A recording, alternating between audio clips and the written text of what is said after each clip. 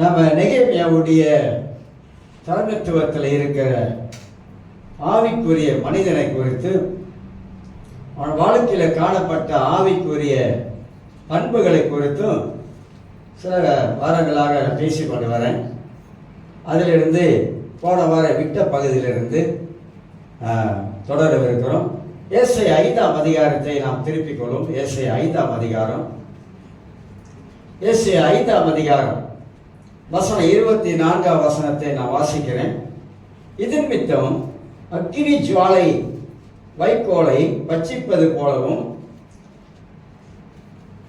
செத்தையானது நெருப்புக்கு இரையாகி எரிந்து போவது போலவும், அவர்கள் வேர் வாடி அவர்கள் துளிர் தூசியை போல் பறந்து போகும். அவர்கள் சேனைகளின் கர்த்தருடைய வேதத்தை வெறுத்து இஸ்ரவேலில் உள்ள பரிசுத்தருடைய வசனத்தை அசட்டை பண்ணினார்களே என்று வாசிக்கிறோம். சரி, நல்ல ஒரு ஆராதனை இன்னைக்கு நம்ம கடந்து போனோம். எல்லாரும் நல்லா ஆராதிக்கிறாங்க. இந்த வசனத்திலிருந்து போன வாரத்தில் நான் விட்ட அந்த பகுதியிலிருந்து இன்னைக்கு தொடர்ந்து சில காரியங்களை நாம இதில் சிந்திக்க போகிறோம். கர்த்தருடைய வேதத்தை வெறுத்து இஸ்ரவேலில் உள்ள பரிசுத்தருடைய வசனத்தை அசட்டை பண்ணினார்களே. யாருக்கு சொல்லப்படுது அப்படின்னா, இஸ்ரவேல் மக்களுக்கு இங்க சொல்லப்படுது. இதுல குறிப்பிட்ட சில வசனத்தை காட்டுகிறேன். ஏன் ஆண்டவர் இப்படி சொல்வதற்கு ஒரு காரணம் இருக்குது. அந்த பகுதியை ஃபுல்லா வாசித்து பார்த்தோமாக்கா, இந்த இஸ்ரவேல் மக்கள் என்ன பண்ணாங்க, ஏன் ஆண்டவர் இப்படி சொல்வதற்கு என்ன காரணம் என்பதை குறித்து நீங்க 5ஆம் அதிகாரத்துல 11, 12ஆம் வசனத்தையும் உங்களுக்கு நான் வாசித்து காட்டுகிறேன். 11, 12ஆம் வசனத்தையும் வாசித்து காட்டுகிறேன். சாராயத்தை நாடி அதிகாலமே எழுந்து மதுபானம் தங்களை சூடாகும்படி தரித்திருந்து இருட்டி போகும் மளவும் குடித்து கொண்டே இருக்கிறவர்களுக்கு ஐயோ. அப்புறம் 12 சொல்றாரு, அவர்கள் சுரமண்டலத்தையும் தம்பூரவையும் மேளத்தையும் நரஸ்வரத்தையும் மதுபானத்தையும் வைத்து விருந்து கொண்டாடுகிறார்கள். ஆனாலும் கர்த்தரின் கிரிகையை நோக்குகிறதுமில்லை, அவர்கள் கரத்தின் கிரிகை சிந்திக்கிறதுமில்லை. விருந்து, பயங்கரமான விருந்து. இந்த கிறிஸ்துமஸ்லாம் விருந்து கொண்டாடும் போது பக்கத்துல ஒன்ன வச்சிருவாங்கல்ல, அந்த மாதிரி ஆண்டவர் சொல்றாரு, இவங்க என்ன பண்றாங்க, நாதஸ்வரங்களை கிண்ணறங்களாம் வாசித்து ஒரே கும்மாளமா இருந்து மதுபானத்தை குடிக்க ஆரம்பிக்கிறார்கள். இப்படி சொல்லிட்டு 5ஆம் அதிகாரத்தில், அதே 5ஆம் அதிகாரம் 20ஆம் வசனத்தை வாசிக்க பாருங்க. தீமையை நன்மை என்றும் நன்மையை தீமை என்று சொல்லி இருளை வெளிச்சமும் வெளிச்சத்தை இருளுமாக பாவித்து கசப்பை தித்திப்பும் தித்திப்பை கசப்பும் என்று சாதிக்கிறவளுக்கு ஐயோ. இதுல பாருங்க, ஐயோ என்ற வார்த்தை சில இடங்கள் அப்படி வந்து கொண்டே இருக்கும். ஐயோ என்ற வார்த்தை நரகத்துல தான் இருக்கு. பூமியில் ஐயோ என்ற வார்த்தை இல்லை, நரகத்துல தான் ஐயோ ஐயோ வேகரனே, ஐயோ சுடுதே, ஐயோ காப்பாத்துங்களே, ஐயோ அப்படின்னு நரகத்துல தான் இந்த ஐயோ என்ற வார்த்தை வரும். அதனால தான் ஆண்டவர் இந்த 24ஆம் வசனத்தை சொல்லும் போது கர்த்தருடைய வேதத்தை வெறுத்துட்டாங்க. மக்கள் தேவனுடைய அந்த வேதத்துல தாகமும் ஆர்வமும் இல்லாத சூழ்நிலை அங்க ஏற்பட்டுருச்சு என்பதை குறித்து தான் சொல்றாரு. அது மட்டுமல்ல, இஸ்ரவேலில் உள்ள பரிசுத்தருடைய வசனத்தை அசட்டை பண்ணினார்கள். இந்த 5ஆம் அதிகாரம் ஃபுல்லா வாசித்தாங்க. அந்த 24ஆம் வசனத்துடைய விடையை அங்கே நம்ம காண முடியும். இப்ப அதுல இருந்து சில காரியத்தை தொடரவிருக்கிறோம்.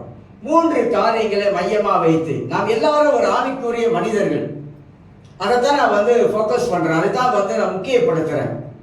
ஏன் நம்ம ஆவிக்குரிய மனிதர்கள் என்று நாம் சொல்லக்கூடும் என்றால், ஆவிக்குரிய சத்தியத்தை அறிந்தவர்கள், ஆவிக்குரிய சபைக்கு வருகிறவர்கள், நம்ம ஒரு ஆவிக்குரிய மனிதர்களாக வாழ வேண்டும் என்பது வேதம் நமக்கு அப்படிதான் போதிக்கிறது. 3 காரியம் சொல்கிற. 1, மாற வேண்டும் என்ற முடிவு நம்ம எடுக்கணும். நான் மாறணும், நிச்சயமா நான் மாறணும் ஆண்டவரே, என் வாழ்க்கையில மாற்றம் வரணும் ஆண்டவரே, என் வாழ்க்கையில தேவையில்லாத காரியங்களை நீங்க எடுத்து போடுங்க ஆண்டவரே, நான் மாறப்பட்ட ஒரு வாழ்க்கையை வாழ்க்கையில காணப்பட வேண்டும். நீங்களும் சரி நானும் சரி மாறுவது அவசியம். மனிதன் உலகத்துல வாழும்போது அவன் மாறாதவனாக வாழ முடியாது. சில பாட்டெல்லாம் படிக்கலாம், மாறாதையா மாறாது, மனமும் குணமும் மாறாது அப்படின்ட்டாங்க. மாறுகிற வாழ்க்கை, நம்ம ரட்சிக்கப்பட்ட நம்முடைய வாழ்க்கையில இந்த மாற்றம் நமக்குள்ளாக பரிசுத்த ஆவியானவர் கொண்டு வரக்கூடியவராய் காணப்படுகிறார். நெகேமியாவின் காலத்துல ஜனங்கள் எல்லாருமாக எப்படி இருந்தாங்க, எங்கே பாபிலோனுக்கு போனாங்க, போனதுக்கு என்ன காரணம், அவங்களால தான் காரணமா காணப்பட்டாங்க.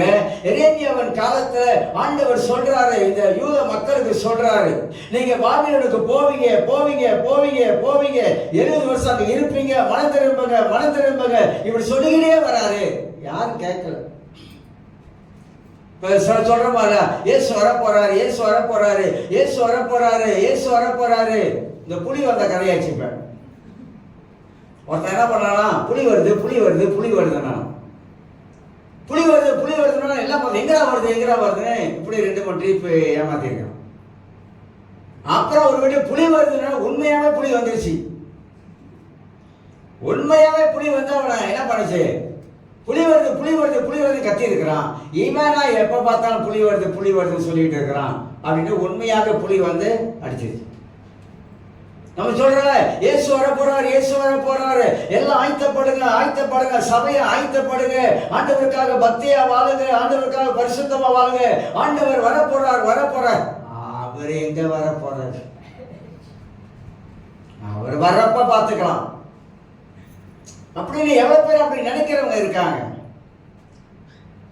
ஆனா வரக்கூடிய அந்த காலத்துடைய காலங்கள்லாம் நெருங்கிட்டு வருது.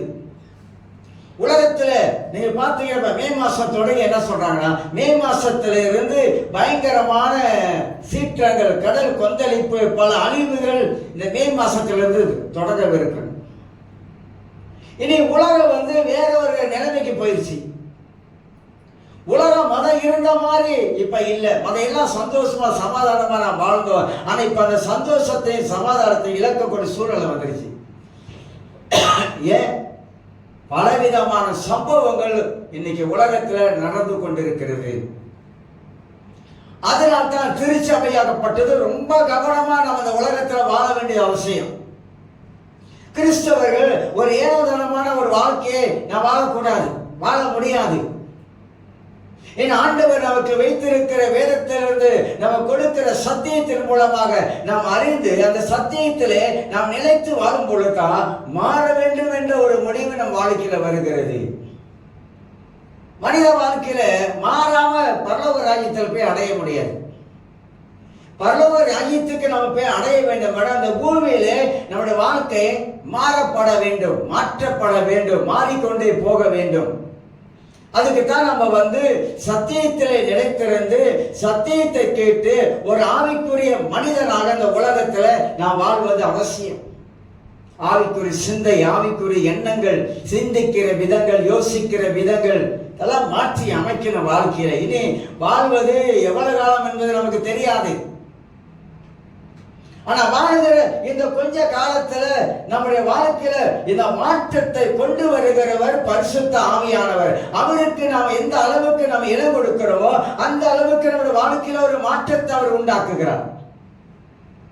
இரண்டாவதாக நம்முடைய மனப்பான்மையை மாற்ற வேண்டும்.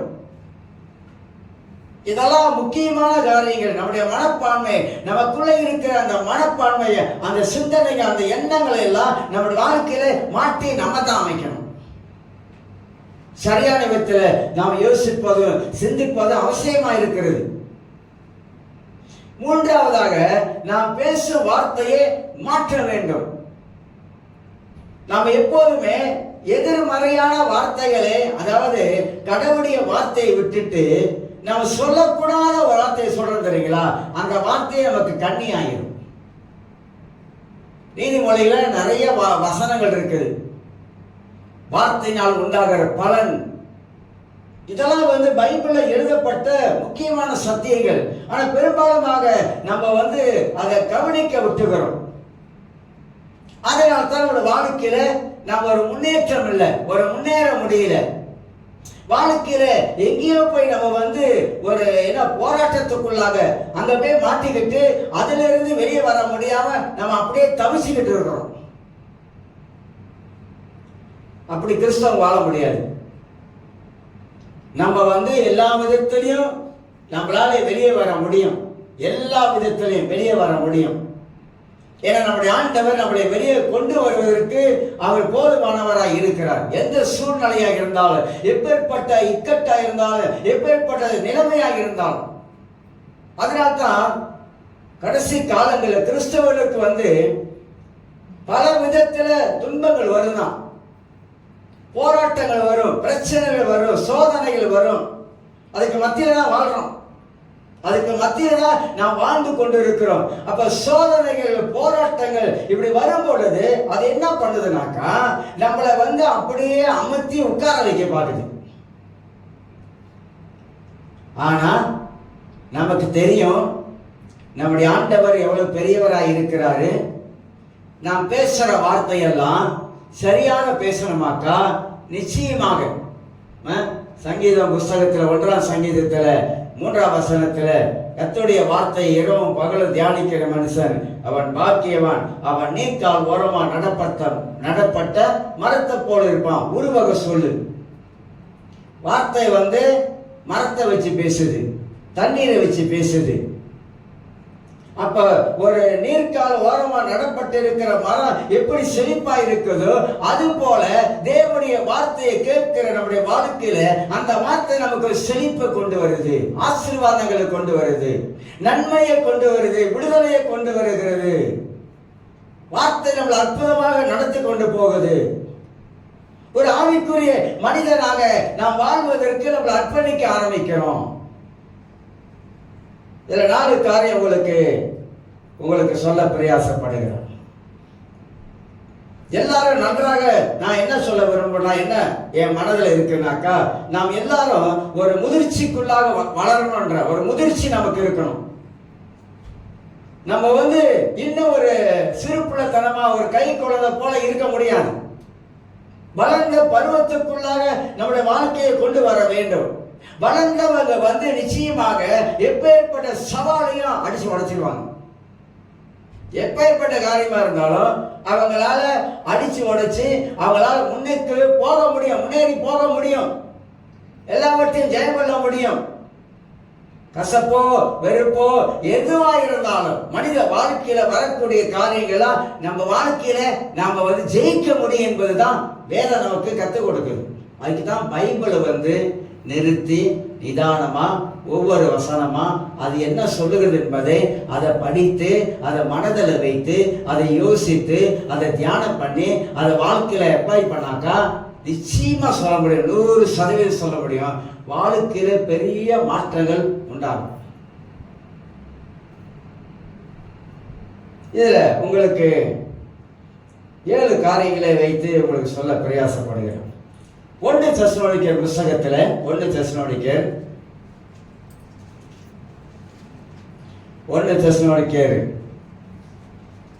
2ஆம் அதிகாரம் திருப்பிக் கொள்வோம். 1 தெசலோனிக்கேயர் 2ஆம் அதிகாரம்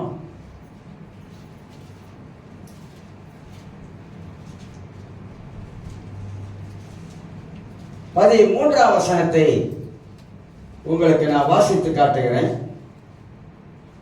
13வது, ஆகையால் நீங்கள் வேத வசனத்தை எங்களாலே கேள்விப்பட்டு ஏற்றுக்கொண்ட போது அதை மனுஷர் வசனமாக ஏற்றுக்கொள்ளாமல் தேவ வசனமாகவே ஏற்றுக்கொண்டதினாலே நாங்கள் இடைவிடாமல் தேவனுக்கு ஸ்தோத்திரம் செலுத்துகிறோம். அது மெய்யாகவே தேவ வசனம் தான், விசுவாசிக்கிற உங்களுக்குள் அது பலனும் செய்கிறது. பவுல் தெசலோனிக்கே பட்டணத்துக்கு வந்து தேவனுடைய வார்த்தையை அங்க பேச ஆரம்பிக்கும் பொழுது அந்த வார்த்தையை இந்த தெசலோனிக்கே மக்கள் கேட்ட பொழுது அந்த வார்த்தை அவங்களுக்குள்ளாக கிரியை செய்ய ஆரம்பித்தது. வார்த்தை தாங்க கிரியை செய்து, வார்த்தையின் மூலமாகத்தான் ஆவியானவர் தொட ஆரம்பிக்கிறார். இவர் சொல்லும் பொழுது வேத வசனத்தை அவங்க ஏற்றுக்கொள்ள ஆரம்பித்தாங்க. உள்ளத்துல கடவுளுடைய வார்த்தையை அவங்க ஏற்றுக்கொள்ள ஆரம்பித்தாங்க. ஏற்றுக்கொள்ளணும், தேவனுடைய வார்த்தையை முதலாவது நம்முடைய உள்ளத்துக்குள்ளாக ஏற்றுக்கொள்ளணும். இது தேவனுடைய வார்த்தை, கர்த்தருடைய வார்த்தை நமக்காக வேதத்தில் எழுதப்பட்டிருக்கிறது. இந்த வார்த்தையில் இருக்க சத்தியம் உண்மை உள்ளது. இந்த சத்தியம் நம்முடைய வாழ்க்கையில விடுதலையை கொண்டு வரும். இந்த சத்தியம் ஆசீர்வதிக்கும். இந்த சத்தியம் வாழ்க்கையில மேன்மையை கொண்டு வரும். சத்தியம் தான், வசனம் தான். ஒன்றாவது இதுல இருந்து சொல்லுகிற ஒன்றாவது, அது மனுஷர் பேசும் வார்த்தையாக ஏற்றுக்கொள்ளவில்லை. தெசலோனிக்க மக்கள் பவுல் பேசுற இந்த சத்தியத்தை மனுஷர் பேசுகிற வார்த்தையாக ஏற்றுக்கொள்ளாமல் இது கடவுளுடைய வார்த்தை என்று சொல்லி ஏற்றுக்கொண்டார்கள். அப்ப தேவனுடைய வார்த்தை எல்லாம் பைபிள்ல இருக்குது. நாம் படிக்கும் பொழுது இந்த வார்த்தையை நம்முடைய உள்ளத்துக்குள்ளாக முதலாவது ஏற்றுக்கொள்ளணும். ஏன் ஏற்றுக்கொள்ளணும்? அது தேவனுடைய வார்த்தை. தேவனுடைய வார்த்தை நாம் ஏற்றுக்கொள்ளும் பொழுதுதான் அது வேலை செய்ய ஆரம்பிக்குது உள்ளத்துக்குள்ளாக. இரண்டாவதாக, அது தேவ வார்த்தை என்று விசுவாசித்தார்கள். இது மெய்யாகவே இது கடவுளுடைய வார்த்தை. இந்த வார்த்தை எங்க வாழ்க்கையில வரும் பொழுது அது ஏதோ எங்க வாழ்க்கையில கிரியை செய்கிறது. அந்த வார்த்தை எங்களோடு பேசுகிறது. நிச்சயமாகவே சொல்றாங்க தெசலோனிக்க மக்கள், இது நிச்சயமாக தேவனுடைய வார்த்தை. இது பைபிளை எத்தனை பேர் தேவனுடைய வார்த்தையாக ஏற்றுக்கொள்கிறோம்? எத்தனை பேர் தேவனுடைய வார்த்தை என்று சொல்லி விசுவாசிக்கிறோம்? எத்தனை பேர் தேவனுடைய வார்த்தையை அறிக்கை செய்ய ஆரம்பிக்கிறோம்? எத்தனை பேர் தேவனுடைய வார்த்தையில வாழ ஆரம்பிக்கிறோம்? எத்தனை பேர் தேவனுடைய வார்த்தை அவங்களுக்கு பலன் கொடுக்குது? கடவுளுடைய வார்த்தை எந்த அளவுக்கு நமக்கு பலன் கொடுக்குது? என்னுடைய அனுபவத்துல மனிதர்கள் 1000 சொன்னாலும் தேவனுடைய வார்த்தையில தான் நான் நிற்பேன். தேவனுடைய வார்த்தை தான் எனக்கு அஸ்திபாரம். ஏன்னா இது ஆண்டவர் நமக்கு எழுதி கொடுத்த வேதம், புதிய உடன்படிக்கை. அப்ப அதை நம்முடைய வாழ்க்கையில ஏற்றுக்கொள்ள வேண்டும். அதை நம்முடைய வாழ்க்கையில விசுவாசிக்கணும். வார்த்தையை விசுவாசிக்கணும். விசுவாசிக்கிறோமா? வாழ்க்கையில மழை போல கஷ்டம் வரும்போது அது பனி போல நீங்கி போகணும் விசுவாசிக்கிறோமா?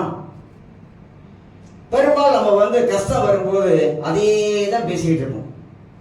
எனக்கு இந்த பிரச்சனை, எனக்கு அந்த பிரச்சனை, எனக்கு அந்த கஷ்டம், எனக்கு இந்த கஷ்டம். அது தீரவே தீராது. ஏன் தெரியுங்களா? பிரச்சனையே தான் பேசுறோம், நம்ம கஷ்டத்தையே தான் பேசுறோம். அதனால அது நம்மளை விட்டு போக மாட்டேது. பிடிச்சிக்கிச்சு, இந்த டல்ல கம்மான்னு பிடிச்சிக்கிச்சு. அப்படியே யாரையும் கேட்டா கூட எப்படிமா இருக்கா, அதை ஏன் கேட்கிறேன் அப்படின்றோம். அப்படிதான் சொல்லுவோம். அதையா கேட்கிறேன்னா தெரிஞ்சுக்க வேண்டியதான். அப்ப நம்ம என்ன சொல்ல வரப்போறோம்? எப்படிமா இருக்கனா, கர்த்தர் என் மேய்ப்பரா இருக்கிறான், தாழ்ச்சி அடைய மாட்டேன். வாழ்க்கையில சில சில என்ன சொல்லலாம், சில என்ன சொல்லலாம், அதெல்லாம் வரமாட்டேது. வாழ்க்கையில பிடிக்க வேண்டியதை பிடிச்சுக்கிட்டு விட வேண்டியதை விட்டுட்டு சொல்ல வேண்டியதை சொன்னா தெரியாது. காலையில ராத்திரி எல்லாம் தூங்கல, நான் தூக்கம் ஏன்னா காய்ச்சல், விடிய விடிய தூங்கல, உடம்பெல்லாம் ரொம்ப அசதியாயிருச்சு. அப்புறம் நான் மனசுல என்ன யோசிக்கிறேன், நான் சேர்ச்சிக்கு வராம இருக்க முடியாது. வீட்டில் நான் படுத்துக்க முடியுமா? நீங்க படுத்துக்கலாம், பிரச்சனை இல்லை. நான் படுக்க முடியுமா? என்ன சீசன் அப்படி ஆயிடுச்சு. இப்போ இந்த காய்ச்சல் சீசன்லாம் நிறைய வந்துருச்சு. ஆனா என்கிட்ட ஒரு ஒரு என்ன சொல்லலாம், ஒரு உள்ளான ஒரு ஆழ்த்தனம்னு சொல்லுவாங்கல்ல, அதை மட்டும் நான் கீழே இறக்கி வைக்க மாட்டேன். என்ன இதா இருந்தாலும், எப்படிப்பட்ட சூழ்நிலையா இருந்தாலும், கடவுள் சேர்ச்சி வந்துட்டுனா பஞ்சாப் போயிடும். என்ன பிரசங்கம் பண்றல, பஞ்சாப் போயிடும். நான் என்ன சொல்ல வரேன்னா, இந்த தேவனுடைய வசனத்தை எந்த அளவுக்கு நம்ம விசுவாசித்து அந்த வசனத்துல நம்ம நிக்கிறோம் என்பது முக்கியம். அதுதான் நம்மளை வளர்த்து கொண்டே போகிறது. மூன்றாவது காரியமாக அது தேவ வார்த்தை என்று விசுவாசிகள் சொன்னேன். மூன்றாவது, அது உங்களுக்குள்ளே பலன் செய்கிறது.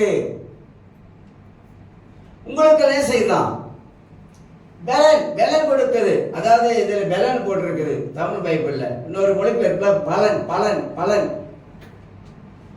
இது பலன் சொல்லுதுல்ல, அது வந்து பலன். பலன் என்ற வார்த்தை வேற அர்த்தத்தை கொண்டு போய் விடுது. பலன்னா இந்த பலன் பலன் நன்மையை கொண்டு வருது. கடவுளுடைய வார்த்தை நமக்கு நன்மையை கொண்டு வருது. அப்ப அந்த பலனை நம்ம வந்து அனுபவிக்கக்கூடிய மக்களாக காணப்படுகிறோம். அப்போஸ்தலர் புஸ்தகத்தில் 17ஆம் அதிகாரத்தை போய் திருப்பிக் கொள்ளும். அப்போஸ்தலர் 17ஆம் அதிகாரத்தில் எல்லாருக்கும் தெரிந்த பகுதி தான். அப்போஸ்தலர் 17ஆம் அதிகாரத்தில் அன்றைக்கு இருந்த மக்கள் எப்படிப்பட்டவர்களாக காணப்பட்டாங்க, எப்படி வேதத்தை வந்து நேசிக்க ஆரம்பித்தாங்க என்பது குறித்து 11ஆம் வசனத்துல சொல்லப்படுது. அப்போஸ்தலர் 17:11 வாசிக்கிற, அந்த பட்டணத்தார் மனோவாஞ்சிய வசனத்தை ஏற்றுக்கொண்டு, மேல வாசித்து பாருங்க எந்த பட்டணத்தாரும் போட்டிருக்கும். மனோவாஞ்சியாக வசனத்தை ஏற்றுக்கொண்டு.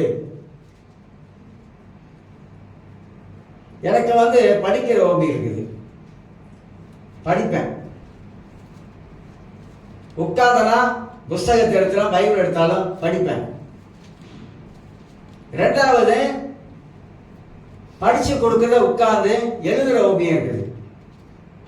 யாராவது ஒன்று சொல்லி கொடுத்தாங்கன்னா உட்கார்ந்து அதை கேட்டு நோட்ஸ் எடுக்கிற ஹோபியும் இருக்குது எனக்கு. இது ரெண்டும் நான் விட மாட்டேன் என் வாழ்க்கையில். சில முக்கியமான சில வேதத்தை அறிந்து கொள்ளக்கூடிய காரணம் எவ்வளவு தூரம் இருந்தாலும் கூட போயிடுவேன். ஏன் தெரியுங்களா? இந்த வேதத்தில் இருக்கிற இன்னும் மகத்துவமான சத்தியங்கள் நான் சொல்றாங்க, கற்றது கையளவுன்னு சொல்றாங்களே, அது நம்ம தான். இன்னும் கற்றுக்கொள்ள வேண்டிய காரியங்கள் பைபிள்ல ஏகப்பட்டது இருக்குது. பைபிளுடைய சத்தியத்தை நம்ம வந்து உள்ளுக்கு நுழைஞ்சு போனா ஏகப்பட்ட காரியம் இருக்குது. அப்ப அந்த அளவுக்கு வேதத்துல வந்து நிறைய சத்தியங்களை ஆவியானவர் உள்ள எழுதி வச்சிருக்கிறாரு. அப்ப அந்த பட்டணத்தார் மனோவாஞ்சிய வசனத்தை ஏற்றுக்கொண்டு வாஞ்சையோடு வசனத்தை வாழ்க்கையில ஏற்றுக்கொள்ளணும். அதான் எப்போ சொல்லுவோம், வாலிப பிள்ளைகள் வந்து வார்த்தையில வளரணும். வாலிப பிள்ளைகள் வார்த்தையில கட்டப்படணும். வாலிப பிள்ளைகள் வந்து பைபிளை படிக்கணும். ஏதோ ஒரு அதிகாரம் இல்லை 2 வசனம், ஒரு 5 வசனம் படிக்கணும். நான் என்ன சொல்ல வரேன்னா, இந்த படிக்கிற பழக்கத்தை நம்ம கொண்டு வரணுன்றேன்.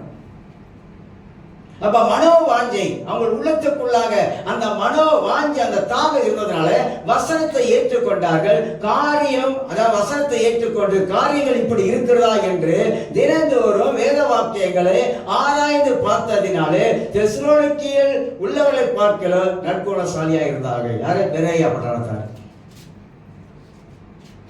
எப்படி நல்ல குணம் உண்டாவது? வசனத்தினால. வசனத்தை அவங்களை ஆராய்ந்து அந்த வசனத்தில் உள்ளவைகளை அவ ஏற்றுக்கொண்டதுனால அவங்க வாழ்க்கையில நற்குணசாலியாக மாறுறாங்க.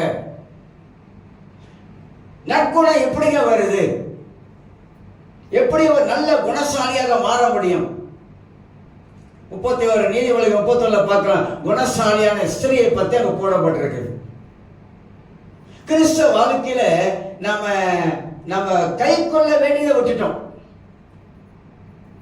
கை கொள்ள வேண்டிய விட்டதுனால தான் இன்னைக்கு வந்து நல்ல குணம் இல்லாம போயிடுச்சு. நல்ல குணம் இல்லை. நமக்குள்ளாக இந்த நல்ல குணத்தை உற்பத்தி செய்வதே ஆவியானவர் தாங்க.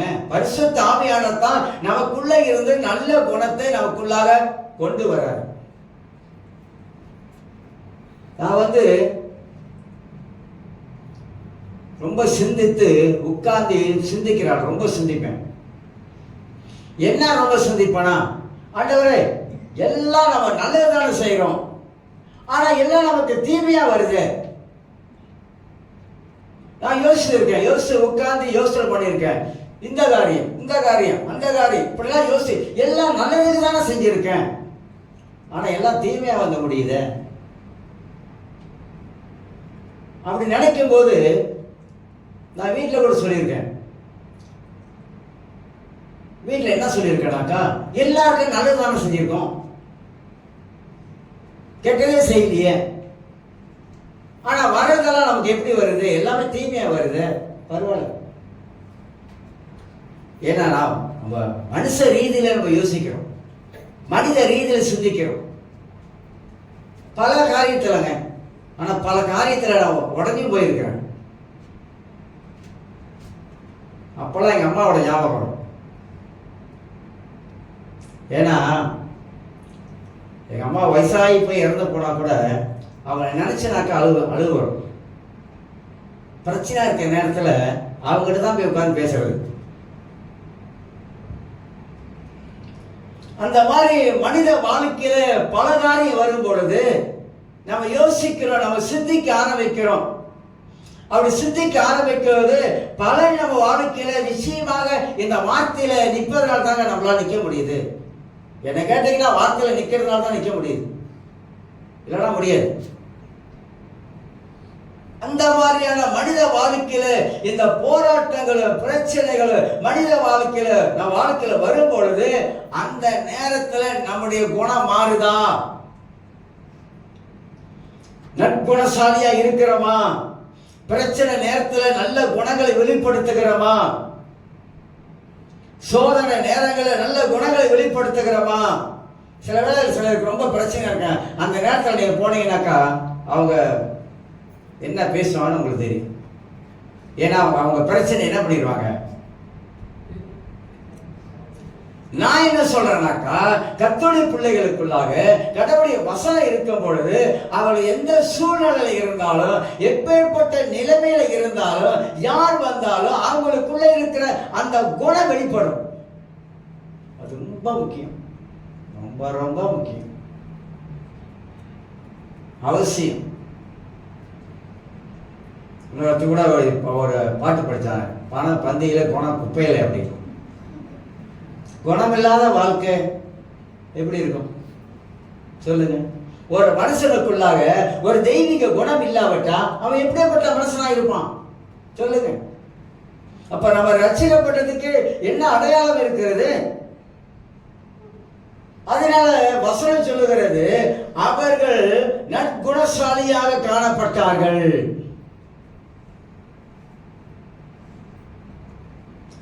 இன்னொன்று சொல்ல போனா அவங்க எல்லாரும் வசனத்தை கவனித்து கேட்டாங்க. கடவுளுடைய வார்த்தை என்ன சொல்லுவது என்பதை கவனித்து கேட்டாங்க. அன்னைக்கு கூட வீட்டுக்கு கொடுத்தல சொன்னேன்.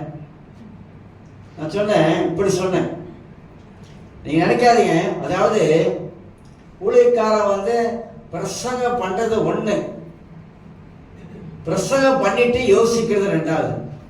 என்ன யோசிப்போம்? ஆண்டவரே வசனத்தை தான் நம்ம பேசுறோம், ஆனா மனித வாழ்க்கையில மாற்றம் வரலையே. ஏன் மனித வாழ்க்கையில மாற்றம் வர மாட்டேது? வசனம் கிரியை செய்ய மாட்டுதா? இல்ல வசனம் போயிட்டு வந்துடுதா? இல்ல வசனம் போன வசனம் கிரியை செய்யாம வராதுன்னு சொல்லுது. இப்ப வசனத்தை கேட்கவுடைய வாழ்க்கையில ஏன் ஒரு மாற்றத்தை ஆவியானவரை உண்டு பண்ண மாட்டாரு? அப்பதான் யோசித்தேன், ஆவியானவர் உண்டு பண்றாரு, ஆனா உண்டு பண்றதுக்கு அவங்க இடம் கொடுக்க மாட்டாங்க. அதுதான் வித்தியாசம், வேற ஒண்ணும் இல்ல. மனிதன் மாற மாறதான் வாழ்க்கையில அநேக நன்மையான காரியங்களை நாம் காண முடியும். வசனத்தை கவனித்து கேட்டவர்கள். அடுத்த நீங்க பாத்தீங்கன்னா வசனத்தை ஏற்றுக்கொண்டவர்கள். அடுத்த நீங்க பாத்தீங்கன்னா வேத வாக்கியங்களை ஆராய்ந்தவர்கள். எத்தனை காரியம் உள்ள அடக்கப்பட்டிருக்கு பாருங்க. இப்படி ஆராய்ந்து வசனத்தை விசுவாசித்து வசனத்தை ஏற்றுக்கொண்ட வாழ்க்கையில தான் பெரிய பலன் வருது, நன்மை வருது, ஆசீர்வாதங்கள் வருது, விடுதலை வருது, சுகம் வருது. அதுதான் வார்த்தை முக்கியம். நெகேமியா ஒரு ஆவிக்குரிய மனிதனாக வருவதற்கு நெகேமியா அவனுக்குள்ளாக தேவனுடைய வார்த்தையை வச்சிருந்தான். கடவுள் அவனோட கூட பேசினார்.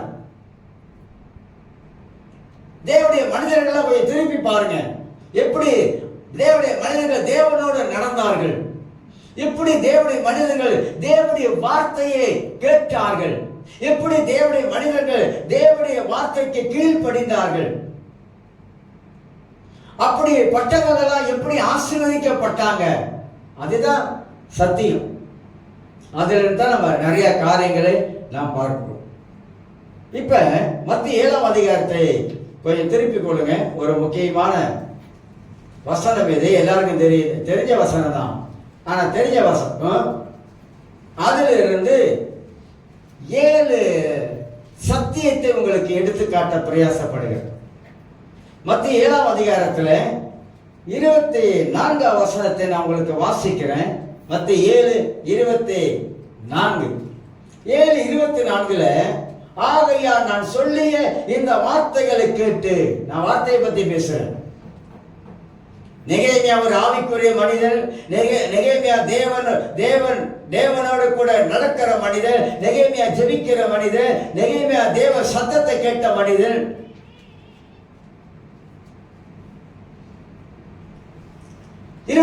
ஆகையா நான் சொல்லிய இந்த வார்த்தைகளை கேட்டு, இயேசுவே சொல்றார், நான் சொல்லிய, நான் என்ன சொல்லணும் அந்த வார்த்தைகளை ஒரு மனிதனை கேட்டு இவைகளின் படி செய்கிறவன் எவனோ அவனை கண்மலையின் மேல் தன் கட்டின வீட்டை கட்டின புத்தி உள்ள மனுஷனுக்கு ஒப்பிடுவேன். நமக்கு தெரியும், கண்மலையில் கட்டின வீடு, மலை மேல கட்டின வீடு, அது நிறைய காரியங்கள் பேசியிருக்கிறாங்க. ஆனா நான் இங்க என்ன சொல்ல வரேன் அப்படின்னாக்கா, நான் சொல்லி இந்த வார்த்தைகளை கேட்டு கேட்கிறோமா? கேட்கிறோமா? அதான் கேள்வி. கேட்கிறோம் அப்படின்னா லூக்கா எழுதின சுவிசேஷத்துல 6ஆம் அதிகாரம் நினைக்கிறேன். லூக்கா 6ஆம் அதிகாரத்துல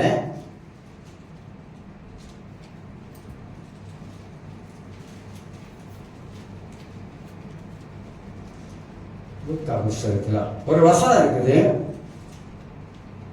என்னை ஆண்டவரே ஆண்டவரே என்று சொல்லியும் நான் சொல்லுகிறபடி நீங்கள் செய்யாமல் போகிறது என்ன அப்படின்னு கேட்கிறாரு. ஆண்டவர் கேட்கிறாரு, என்னை ஆண்டவரே ஆண்டவர் சொல்றீங்க, நல்லதுதான். ஆனா நான் சொல்லுகிறபடி 46 வாசிக்கிறேன். 6:46 என்னை ஆண்டவரே ஆண்டவரே என்று நீங்கள் சொல்லியும் நான் சொல்லுகிறபடி நீங்கள் செய்யாமல் போகிறது என்ன? என்னிடத்தில் வந்து என் வார்த்தைகளை கேட்டு அவைகளின்படி செய்கிறவர் யாருக்கு ஒப்பாய் இருக்கிறார் என்று உங்களுக்கு காண்பிப்பேன். வார்த்தையில தான் வாழ்க்கை இருக்கு. மனித வாழ்க்கை இந்த வாழ்க்கையின் மூலமாகத்தான் நம்மளால கட்டப்பட்டு இந்த வார்த்தை தான் நம்மோடு கூட சம்பாசிக்குது, பேசுகிறது. அப்ப நான் சொல்லிய இந்த வார்த்தைகளை கேட்டு, இன்னொரு மொழிபெயர்ப்புல வந்து என் போதனைகளை கேட்டு. பைபிள்ல ஆண்டவர் நமக்கு என்ன போதனை வச்சிருக்கிறார்? கணவர் மனைவிக்கு போதனை இருக்கா? கணவர் மனைவிக்கு போதனை இருக்குது. கணவன் எப்படி இருக்கணும், மனைவி எப்படி இருக்க வேண்டும். வாலிப பிள்ளைகளுக்கு போதனை இருக்குதா? அற்புதமான போதனை வாலிப பிள்ளைகளுக்கு இருக்குது. வயசானவங்க இருக்காங்களே, வயசானவங்க, அவங்களுக்கு இருக்குதா? போதனை இருக்குது. நியாயாதிபதிகள் 4:4 அது சொன்னா நல்லா இருக்காது. நியாயாதிபதிகள் 4:4 அது சொன்னா அது வந்து அந்த வார்த்தை அப்படிதான் சொல்லுது. இனி ஆலோசனை கேளாத கிழவனும் அப்படின்னு போட்டிருக்கு. இனி ஆலோசனை கேளாத கிழவனும் அப்படியே அப்படி போட்டிருக்குனாக்கா, நீங்க போய் வயசானவங்கிட்ட போயிட்டு ஏதாவது ஒரு ஆலோசனை சொன்னா எனக்கு தெரியாதா நீ வந்துட்டாரு அப்படின்னுவாங்க, கேட்க மாட்டாங்க. அதுவும் பைபிள்ல போட்டிருக்கு. யாருக்கு போதனை இல்லை? எல்லா உலகத்தில் இருக்கிற எல்லா மனிதர்களுக்கும் வேதத்துல போதனை இருக்குது. அதுதான் சொல்றார் ஆண்டவர், நான் சொல்லிய இந்த வார்த்தைகளை கேட்டு என் போதனைகளை கேட்டு இவைகள் படி செய்கிறவன் அவன் எப்படி இருப்பான்? வார்த்தையை கேட்டு கீழ்ப்படிந்து அதன் பிரகாரம் செய்கிறவன் அவன் எப்படிப்பட்ட ஒரு ஆசீர்வாதத்துக்குள்ள காணப்படான். இயேசு அதான் சொல்றார். அப்படின்னா என்ன, எதுக்கு என்ன சொல்ல வர்றான்னா, நிறைய பேரு தேவனுடைய வார்த்தையை அதை கேட்பது இல்லை, அந்த போதனைகளை கேட்பது கிடையாது. அதுதான் முக்கியம். இந்த வீடு கொடுத்தல ஞானத்தை பத்தி கொஞ்சம் பேசணும். ஞானம், பல காரியங்களுக்கு ஞானம் முக்கியம். நீதிமொழிகள் 1ஆம் அதிகாரத்தில் 10ஆம் அதிகாரம் வரைக்கும் ஞானத்தையே பேசிட்டு வருது. என்னத்தை சம்பாதிச்சாலும் புத்தியை சம்பாதி அப்படிலாம் பேசுது. ஏன் பேசுது? ஞானம் உள்ளவன் பலன் உள்ளவன். ஞானம் உள்ளவன் அவன் எப்படி வாழ வேண்டும் என்று அறிந்தவன். அதனால்தான் ஞானத்தை பத்தி அழகா சொல்லிட்டு வர்றார். ஞானம் 7 ஞானம் வீட்டை 7 தூண்களை கட்டி சித்தரிக்கும் அப்படிலாம் பேசுறார். இப்ப ஞானம் உள்ளவன் எப்படி வேத வசனத்தின் மூலமாக அவன் வாழ்க்கையை நடத்த ஆரம்பிக்கிறான், அவன் குடும்பத்தை கட்ட ஆரம்பிக்கிறான். கிறிஸ்தவ வாழ்க்கை நல்ல வாழ்க்கை, அருமையான வாழ்க்கை, ஆசீர்வாதமான வாழ்க்கை, மகிழ்ச்சியான வாழ்க்கை, சந்தோஷமான வாழ்க்கை. எவ்வளவு வாழ்க்கையில துன்பம் வந்தாலும் நமக்குள்ள இருக்கிற இந்த சமாதான சந்தோஷம் பிசாசு பறிக்க முடியாது. காரணம், இந்த வார்த்தையை படிப்பதனாலே அந்த வார்த்தை நம்மோடு கூட பேசுகிறது. அது கடவுளுடைய வார்த்தை. ஆண்டவர் வார்த்தையை கொண்டு நம்ம வாழ்க்கையில பேசிக்கொண்டே வராரு. இந்த வார்த்தையில அடங்கி இருக்கிற 7 காரியத்தை சுருக்கமா சொல்லி பாடுறாங்க. 7 காரியங்கள் இந்த வார்த்தையில அடங்கி இருக்குது. இந்த 7 வாழ்க்கையில அபியாசப்படுத்தணும். அதாவது இந்த காதலை வாங்கி இந்த காதலை விட்டு போயிடக்கூடாது. இந்த காதலை வாங்கி அதை உள்ள இறக்கணும். எங்க இறக்கணும்? இதயத்துக்குள்ளாக இறக்கணும். அது இதயத்துக்குள்ள இறக்கணும், அது போய் அங்க வேலை செய்ய ஆரம்பிக்கும். நமக்கு ஒரு எதிர்காலத்தை ஆண்டவர் வச்சிருக்கிறார். வாழை பிள்ளைங்க எடுத்தீங்கன்னா உங்களுக்கு ஒரு எதிர்காலம் இருக்குது. அதான் பெரும்பாலும் இந்த வேலை விஷயம்லாம் கொஞ்சம் அனுப்பி விடுவேன். ஏன்னா நிறைய வேலையெல்லாம் விட்டுட்டா வேலை கிடைக்க மாட்டேது. பாதிப்பு நிறையா, மேலை நாடுகள்லாம் நிறைய பாதிப்பு. அதுக்கு தான் நான் சொல்லுவேன், நீங்கள் வேலை உங்களுக்கு ஃப்ரீ ஸ்காலர்ஷிப் கொடுக்குறாங்க. நர்ஸ் எல்லாம் ஃப்ரீ ஸ்காலர்ஷிப். அந்த வேலைலாம் எங்கே போனாலும் வேலை கிடைக்கும். சரி சொல்கிறாங்க, அதில் எனக்கு மீனாட்டு இல்லை. சரி, மீனாட்டு இல்லை தான், வேற நாட்டாவது பார்க்கணும்ல. இந்த உலகத்தில் நம்ம வாழ்வதற்கு ஒரு சரியான வேலை ஒன்று அமைந்தமா இல்லையா? அப்ப படிக்கிற வயசுல படிச்சிடும். படிக்கிற வயசுல நீங்க விட்டுட்டீங்கன்னா படிக்க முடியாது. படிப்பு அவசியம். சில வேலை செஞ்சுக்கிட்டே படிக்கிறாங்க, நல்லது, ஏன்னா வருமானத்துக்காக. சில சின்ன வயசுல படிப்பை விட்டுறாங்க. அவங்க நினைக்கிறாங்க சம்பாதிச்சா நமக்கு எல்லாம் சரியாயிடணும். இல்லை இல்லை, போகக்கூடிய காலம் அப்படி கிடையாது. படிப்பு அவசியம்தான். உங்க வாழ்க்கையில் இருக்கிற அந்த எதிர்காலத்தை நீங்க இப்பயே நிர்ணயிக்காவிட்டா பிற்பாடு போகக்கூடிய காலங்கள் கஷ்டமாயிடும். சம்பாதிக்க வேண்டிய வயசுல சம்பாதிக்கணும், சேர்த்து வைக்க வேண்டிய வயசுல சேர்த்து வைக்கணும். இதெல்லாம் அவசியங்க வாழ்க்கையில. எப்ப நீங்க வேலை செஞ்சு பணத்தை சம்பாதிக்கிற பணத்தை பார்த்துட்டீங்களோ அதிலே விழுந்துடக்கூடாது.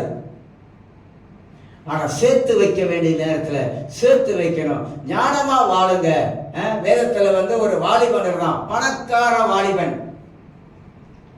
அப்படி இருக்கணும், வாழ்ந்து காட்டணும். உலகத்துல நம்ம வாழ்ந்து காட்டணும், எல்லா ரீதியிலும் நம்ம வாழ்ந்து காட்டணும்.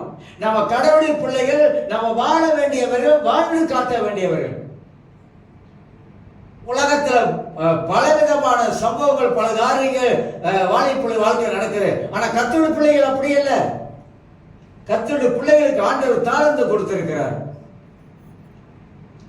எவ்வளவு நன்மைகளை கர்த்தர் பிள்ளைகளுக்கு கொடுத்திருக்கிறார். நிறைய காரியங்களை கொடுத்திருக்காரு. அதை பயன்படுத்தணும். ஏன்னா இந்த உலகம் நம்மளை அப்படியே இழுத்து கொண்டு போகும். அது எல்லாத்தையும் கட் பண்ணிட்டு கடவுளுடைய வார்த்தைக்கு உங்க செவியை சாத்தீங்கன்னா அது நமக்கு எதிர்காலத்தில் பெரிய நன்மை ஆசீர்வாதங்களை உண்டு பண்ணும். 7 காரியங்களை உங்களுக்கு வைக்கிறேன். வசனம் சொல்வதை கவனியுங்கள். நீங்க படிக்கும் போது வசனம் சொல்வதை நீங்க கவனிக்க வேண்டும். இயேசு மனிதனை பற்றி அவர் என்ன சொல்ல ஆரம்பிக்கிறாரு? நியாய தீர்ப்பு பற்றி 7ஆம் அதிகாரத்துல ஒரு போதனையை கொடுத்து வர்றாரு. நியாய தீர்ப்பை பத்தி 1ஆம் வசனத்துல நீங்க குற்றவாளிகள் என்று தீர்க்காதபடிக்கு மற்றவர்களை குற்றவாளி என்று தீர்க்காதீர்கள். ஏன்னா அந்த பரிசேயர்கள் அப்படி பண்ணிட்டு வந்தாங்க. அதுக்கு தான் இயேசு அப்படி பேசுறாரு. இந்த காலத்துல பரிசேயர் சதுசேயர்கள் அவனுக்கு வேற விதமான எண்ணம் உள்ளவனாக இருந்தாங்க. மற்றவங்களை குற்றவாளியை தீர்ப்பானுங்க, தான் நல்லவன் போல. அப்படி நினைப்பது ரொம்ப ரொம்ப தவறான ஒரு காரியமாக காணப்படும். அப்ப வசனம் என்ன சொல்லுகிறது? அதை உற்று நோக்குவது அவசியம். நான் இப்போ சொல்லுகிறேன், பைபிளை படிக்கும் பொழுது அந்த வசனங்கள் என்ன அர்த்தத்தை நமக்கு சொல்லுகிறது, என்ன காரியத்தை கற்றுக் கொடுக்குது என்ற கவனத்தோடு வாசித்தீங்கன்னா அங்கத்தான் பரிசுத்த ஆவியானவர் அந்த வார்த்தை கொண்டு நம்முடைய உள்ளத்தில் பேசுவார். ஏன் மற்றவனை குற்றவாளியை தீர்க்கணும்? ஏன் இயேசு இப்படி சொல்றாரு? அப்ப நம்ம குற்றமே செய்யறது இல்லையா? நம்ம ஒரு தவறுமே செய்யறது இல்லையா? என்ன சொல்றாருன்னா, மற்றவனை உன் கண் பார்க்கும் போது உன் எண்ணத்துல என்ன உண்டாகுது? நீ அவனை குற்றப்படுத்தாத, அவனை நியாயம் தீர்க்காத. ஏன்னா அந்த பரிசேயர்கள் அந்த மாதிரியான ஒரு காரியத்தை செய்ய ஆரம்பித்தாங்க. ஏன்னா ஆண்டவர் சொல்வதற்கு இதுல முக்கியமான காரியம் என்ன கேட்டீங்கன்னா, ஒண்ணு, எனக்கு ரொம்ப பக்திமான் போல, அதிக மிஞ்சின பக்திமான் போல இவனுக்கு தங்களை காட்டிக்கிட்டாங்க. அவனை விட நான் வாரத்துல 2 நாள் நான் உபவாசம் எடுப்பேன். அவன் அப்படி இல்லை. நான் தான் எல்லாத்திலும் சிறந்தவன். அதனால அவன் என்ன நினைக்கிறான்? தன் உள்ளத்துக்குள்ளாக அதிக பக்திமான போல அவன் காட்ட ஆரம்பித்தான். இன்னொன்னு அவன் என்ன சொல்றான்? அவனுங்களை இந்த பரிசேயர்கள் தங்களை நல்லவர்கள் போல எல்லாருக்கும் போல காட்ட ஆரம்பித்தாங்க. வேண்டாம், இதெல்லாம் வேண்டாம். மற்றவங்களுக்கு நல்லவர்கள் போல நம்ம காட்ட வேணாம். பக்திமான போல நம்மள என்ன கூடாது. ஏன்னா இவனுக்கு அப்படிதான் ஒரு நடிக்க ஆரம்பித்தாங்க. என்னன்னு சொல்றானுங்க, நாங்க ரொம்ப நேர்மையானவங்க, இந்த குறுக்கெல்லாம் மெருக்கெல்லாம் அப்படி வளைஞ்செல்லாம் போக மாட்டோம். அதிகமா பீத்திக்கிட்டாங்க. அப்படிதான் சொல்லணும். நான் கடவுளுக்கு பார்வையில நான் தான் உண்மை உள்ளவன், தேவனுடைய பார்வையில நான் தான் உபவாசம் எடுக்கிறவன், அந்த ஆயக்காரன் போல நான் இல்லை, நான் மேலானவன், மேன்மை உள்ளவன். இப்படி எல்லாம் பைபிள்ல பாருங்க. ஆண்டவர் இதெல்லாம் ஏன் எழுதி வச்சிருக்காருன்னா நமக்காக எழுதி வச்சிருக்கிறார். இன்னொன்னு சொல்றேன், மற்றவங்களை மட்டும் என்னைக்குமே கேவலமா மட்டும் பார்க்காதீங்க.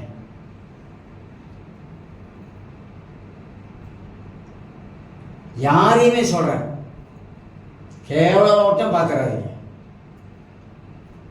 என்னை விட நான் தான் உயர்ந்தவன், அவங்க தாழ்ந்தவங்க, அந்த மாதிரியான எண்ணம் வந்தாலே போச்சு.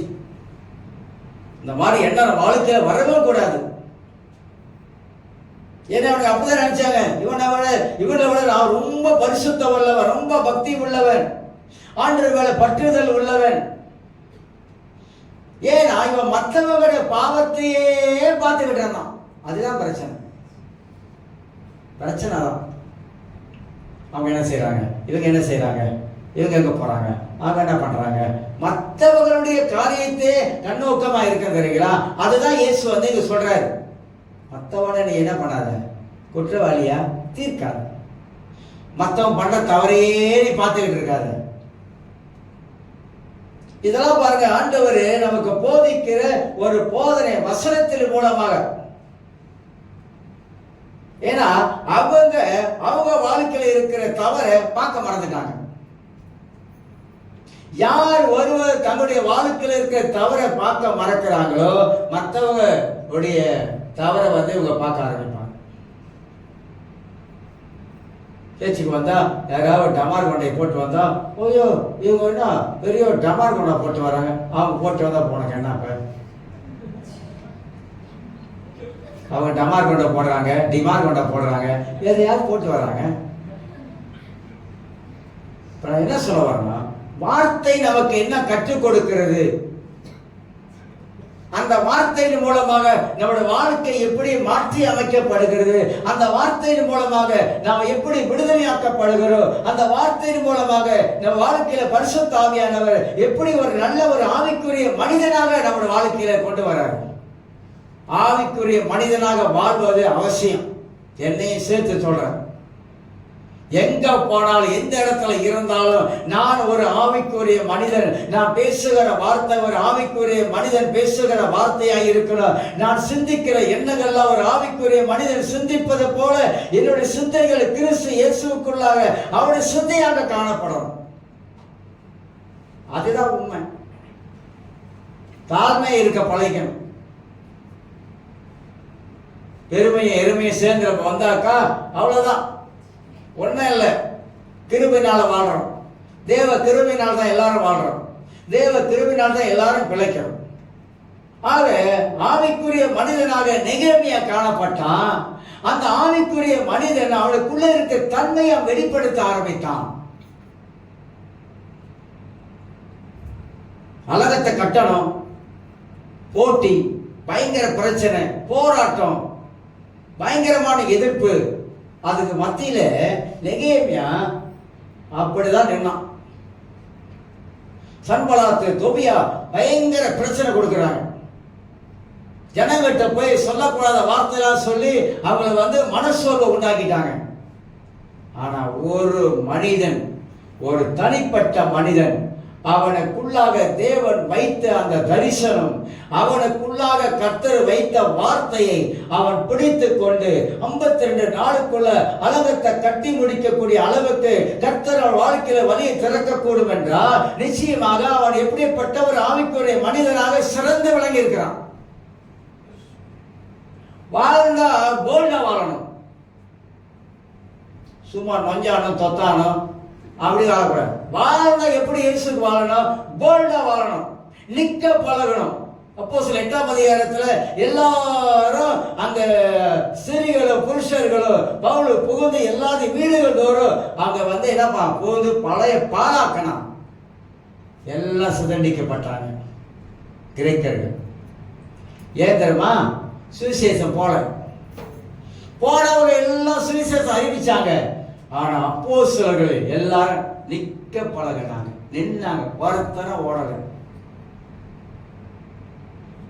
அதான் சொல்றேன், வாழ்க்கையில நிக்க பழகணும். என்னதான் வரட்டும், வரட்டும், இயேசு நம்ம பக்கம் இருக்கிற, நம்ம கூட இருக்கிறார், அவர் நம்ம நடத்துகிறவர். வார்த்தையை போக்கஸ் பண்ணுங்க, வார்த்தையில உங்க கவனத்தை வைங்க, வார்த்தையை படிக்க ஆரம்பிங்க, வார்த்தையை சொல்ல ஆரம்பிங்க. வார்த்தையை நீங்க சொல்ல ஆரம்பிக்கும் பொழுது வேலை செய்ய ஆரம்பிக்கும். அதை விட்டுட்டு நீங்க எதையோ பேச ஆரம்பித்தீங்கன்னா ஒண்ணுமே அங்க நடக்காத காரியம் நடக்கவே நடக்காது. ஆகையில இந்த காலவேளையில நாம் நல்ல ஒரு சிறந்த ஒரு ஆவிக்குரிய ஒரு மனிதனாக வாழ்வதற்கு நம்மளை கொஞ்சம் கொஞ்சமா நம்முடைய வாழ்க்கையில வளர்த்துக் கொள்வோம். எல்லாரும் எழுந்திருக்கலாம். ஸ்தோத்திரம் ஆண்டவரே.